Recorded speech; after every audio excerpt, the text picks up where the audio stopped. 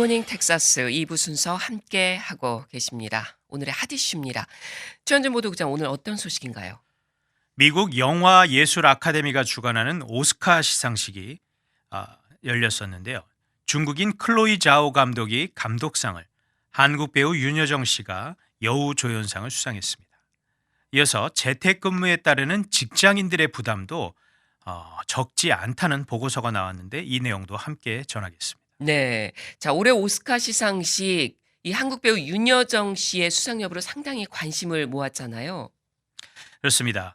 미국 영화 예술 아카데미가 주관한 세계적인 영화상이죠. 오스카 시상식이 지난 일요일 로스앤젤레스에서 진행이 됐습니다.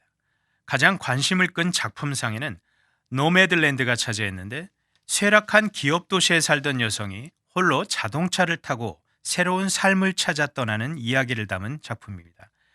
이번 시상식은 93회째를 맞은 오스카 역사에서 가장 다양성이 두드러졌다라는 그런 평가를 받고 있습니다. 네, 다양성이 가장 두드러졌다 이런 평가를 받는 이유가 뭡니까?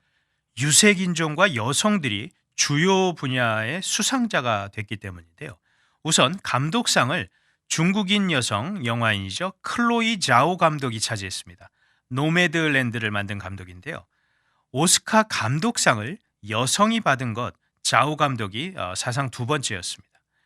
유색인종 여성의 경우 이 최초였고요. 아울러 한국인 배우 윤여정 씨가 여우조연상을 수상을 했는데 한국 배우가 오스카 연기 분야 수상자가 된 것도 이번이 처음이었습니다. 네. 자, 이 오스카 시상식 작년에도 한국 영화인들이 주목을 받았었잖아요. 그렇죠. 지난해에는 기생충이 작품과 감독상, 또 각본상, 국제영화상 이 네 부분을 석권을 하면서 봉준호 감독 등이 아주 화제의 중심에 섰었는데 그렇지만 연기 분야에서는 오스카 후보에 오르지 못했었습니다. 이번에 윤여정 씨가 여우 조연상을 받으면서 한국인 최초라는 기록을 세운 건데 1957년에 열렸던 제30회 오스카 시상식 이후 아시아 출신 여자 배우가 오스카 배우상을 수상한 것도 이번이 처음이었습니다. 네. 윤여정 씨 오스카 여우조연상 수상하면서 상당히 또 많은 또 한국 분들 또 한인분들도 굉장히 좋은 소식이다 또 즐거워하고들 계신데 이 윤여정 배우 어떤 인물이고 또 어떤 작품의 연기로 상을 받은 건가요? 네, 윤여정 씨는 만으로 73세고요. 현재 북한 지역인 개성 출신입니다.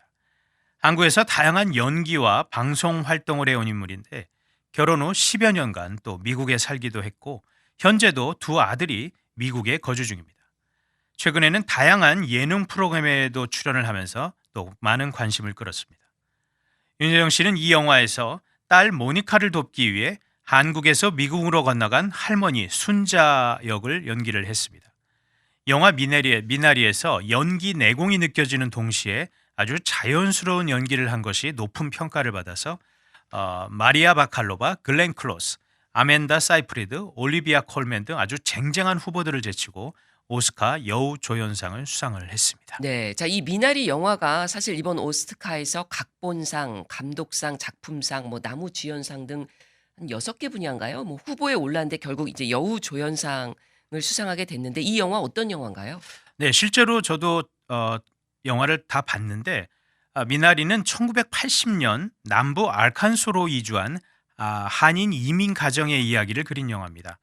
한국계 미국인 리 아이작 정 감독의 자전적인 스토리를 작품으로 만든 건데 스티브 연 등이 또 주연을 맡았습니다. 미국 이민 가정들이 겪는 현실을 섬세하면서도 아주 담담히 그려냈다는 평가를 받았고요. 작품상 후보에도 이 미나리가 노미네이트 됐지만 노매들랜드에 밀려 수상에는 실패했습니다. 네.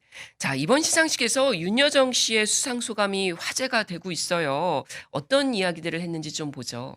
네, 직접 이 자리에 오게 돼 믿을 수 없다며 자신에게 투표를 해준 아카데미 회원들에게 감사하다라고 감격스러운 소감을 밝혔습니다. 또한 함께 후보에 오른 배우들을 언급을 하면서 모두가 다른 작품에서 각기 다른 역할을 모두 잘 해냈기 때문에 서로 경쟁자가 될 수 없고 단지 이번에 자신이 조금 더 운이 좋았을 뿐이다라고 말해 후보자 이 배우들이 감동으로 또 울컥하는 모습도 포착이 됐습니다. 네. 그리고 저는 개인적으로 이 두 문장이 상당히 오래 기억에 남을 것 같은데 이분 Rainbow has seven colors. 다양성이 주는 아름다움. 우리 색깔도 인정해달라 이렇게 애원하는 게 아니라 오스카상을 거머쥐고 당당히 이런 얘기를 했습니다. 내 색깔로 인해 너희 세상이 더 아름다워질 수도 있는 거다. 아시안에 대한 증오 범죄가 심각해지는 미국 땅에 던져진 상당히 의미가 있는 메시지였지 않았나 생각이 됐고요. 네. 그리고 Mommy works so hard. 두 아들에게 감사한다고 말하면서 이건 엄마가 열심히 일한 결과다라고 했습니다. 이 상 받은 소감을요. 꿈을 이루기 위해 혹은 어떠한 가치를 위해서 일한 게 아니라 먹고 살려고 열심히 일했다고 했습니다. 생계형 배우였다라고도 했는데 상당히 멋졌습니다. 열심히 하다 보니 누가 상 준다고 하면 안 받을 수가 없는 거다. 이런 태도, 일상을 좀 더 아름답게 만들지 않나 싶었고요. 네. 개인적으로 이번 오스카 시상식에서 나온 가장 멋진 수상 소감이 아닐까 생각했고 뉴욕 타임스도 이번 오스카 수상식에서 최고의 수상 소감은 바로 여우조연상을 수상한 윤여정이다라는 평가를 했습니다. 예.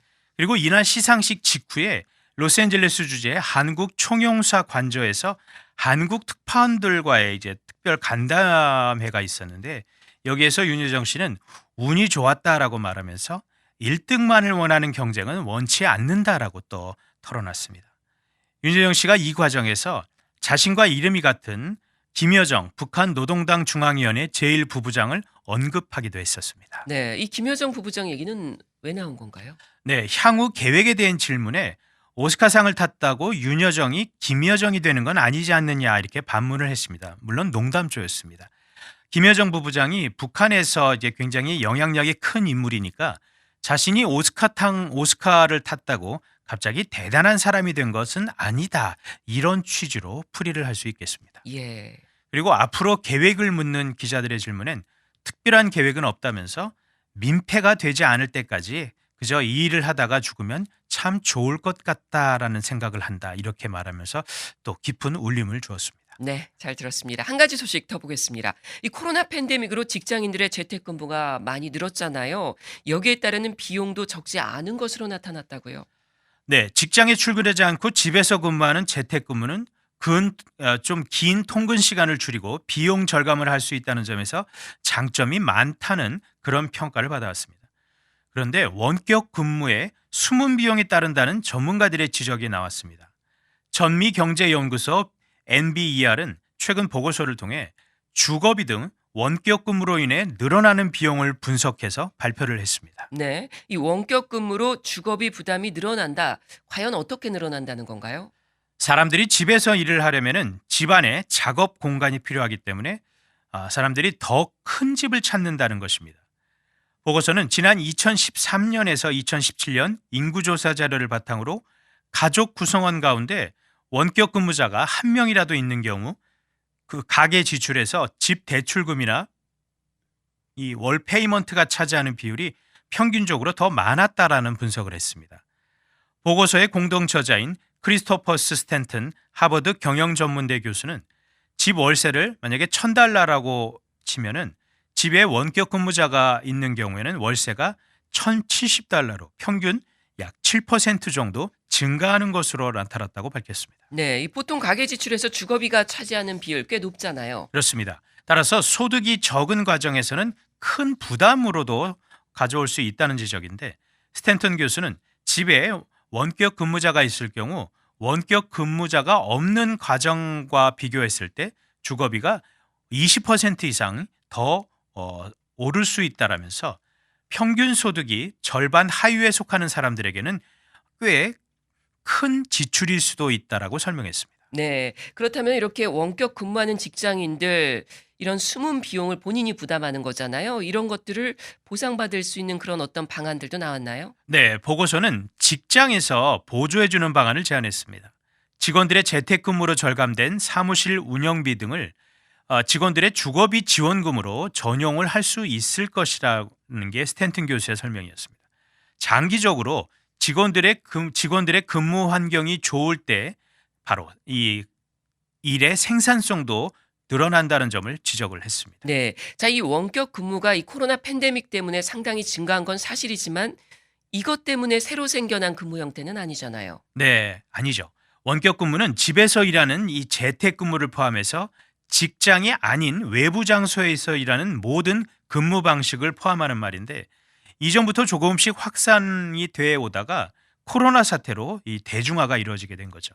코로나 팬데믹 이전 미국에서 원격 근무를 하는 직장인이 한 500만 명 정도로 추산이 됐는데 약 1년 만에 재택근무자의 숫자가 이 코로나 이후 7,500만 명에 달하는 것으로 추산이 됩니다. 예, 상당히 증가했는데요. 이 코로나 팬데믹 끝나면 이렇게 증가한 원격 근무자들 다 현장 복귀를 하게 될까요? 어떤 전망이 나오나요? 네, 전문가들은 코로나가 끝나더라도 이전 수준으로 돌아가긴 힘들 것이다라고 얘기를 합니다.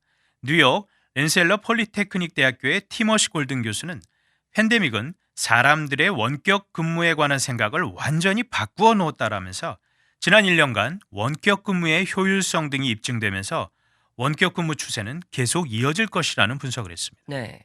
이미 페이스북이나 트위터, 포드 자동차 등은 팬데믹이 끝나도 원격 근무를 고수할 방침을 밝혔고요.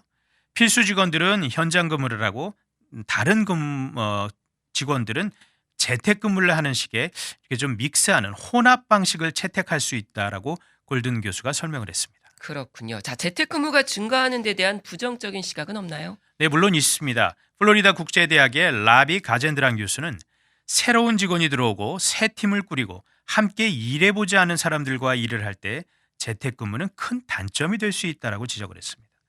또한 원격 근무를 하면 기업들이 타 지역이나 해외에서 더 적은 비용으로 인력을 확보할 수 있기 때문에 이 얘기는 미국 노동시장에 부정적인 영향을 줄 수도 있다는 설명입니다. 네. 가제드란 교수는 또 기업들이 현장 사무실을 축소함으로써 상업용 부동산 시장에도 상당 부분 영향을 받을 것으로 전망했습니다. 네, 잘 들었습니다. 지금까지 오늘의 핫 이슈였습니다.